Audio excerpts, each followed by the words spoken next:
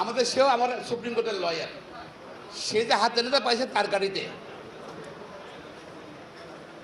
হাতে নাতে পেয়েছে, ধরছে, তাকে ওখানে রাস্তা ফেলে পিটিয়েছে, তার সব কাপড় খুলে ফেলছে।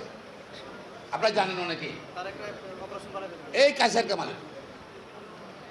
পরবর্তী পর্যায়ে আমরা চেষ্টা করছিলাম যে সে লয়ারকে মানাতে, যে তুমি মামলা করো না, কিন্তু মামলা করছে, মামলা সে গ্রেপ্তার হলো।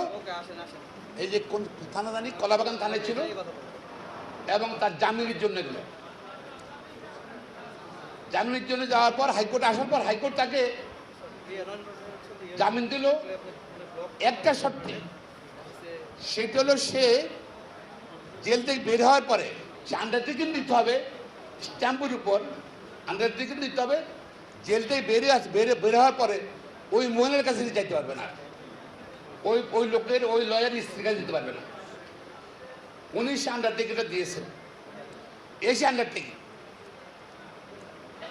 আন্ডারটেকিং সেখানে আপনার কপি দিয়েছে, দেখবেন যেই লোক এত নৈতিক স্খলন আর চুরি করে বেটা, চুরি ধরা বড় স্কেল লেগে নাকি মারিকা স্কেল লেগে, সেই লোক কিভাবে নেতা হয়?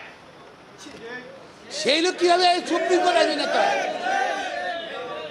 এটা শিক্ষিত, এই শিক্ষিত লেখছে আই ব্যারিস্টার কায়সার কামাল, পেয়েছেন নাকি এটা?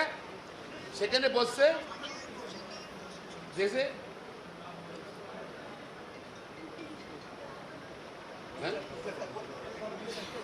আচ্ছা, সে বলছে লাস্ট বলছে আমি I would not indulge myself in any activities that may interfere with the family affairs of the informant case in any manner. Supreme কোর্টে সে আন্ডারটেকিং দিয়েছে, আগে সুপ্রিম অনুযায়ী আন্ডারটেকিং দিয়ে এই লোকটা জেলতে বাইরেছে সে, এবং পরবর্তীতে জাজমেন্ট দিয়েছে কোর্ট, জাজমেন্টও এখানে লেখা আছে, সেখানে স্বীকার করেছে মরম খন্দকার মাহবুব হোসেন সাহেব। সে বলছে উনি তার পক্ষে দোষ স্বীকার করেছে, অপরাধ করেছে, ক্ষমা করে দেন, আন্ডারটেকিং রাজি আছে সে। যে লোক আত্মস্বীকৃত অপরাধী, এবং এই জাজমেন্টও আছে আপনার পাশে দেখেন, সেই লোক কি হবে? আইনজীবীদের নেতা না, নৈতিক স্খলন জড়িত কারণে সে আইনজীবী, সুপ্রিম আইনজীবীদের সদস্যপদ কিভাবে তার থাকে আসবে? এই লোকটাকেই চলে বলে কৌশলে, সেই লোকটা এখন আইনজীবী, বাংলাদেশ জাতীয় আইনজীবী হলাম।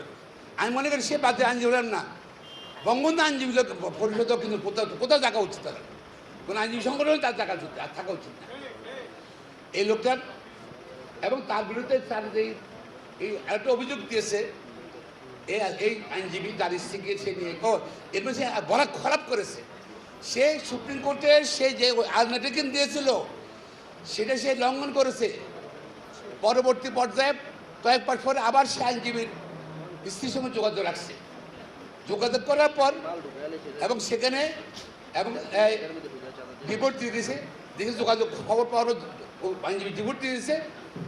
এই লোকটা এখন ওই লোক ওকে বিয়ে করছে। এই যে যেখানে সুপ্রিম কোর্ট নির্দেশ আছে সে কাছে যেতে পারবে না, নাকি ফ্যামিলি ইন্টারভিউ দিতে পারবে না, সেখানে এখন সে তাকে বিয়ে করছে, আবার কাবিন করে নেই,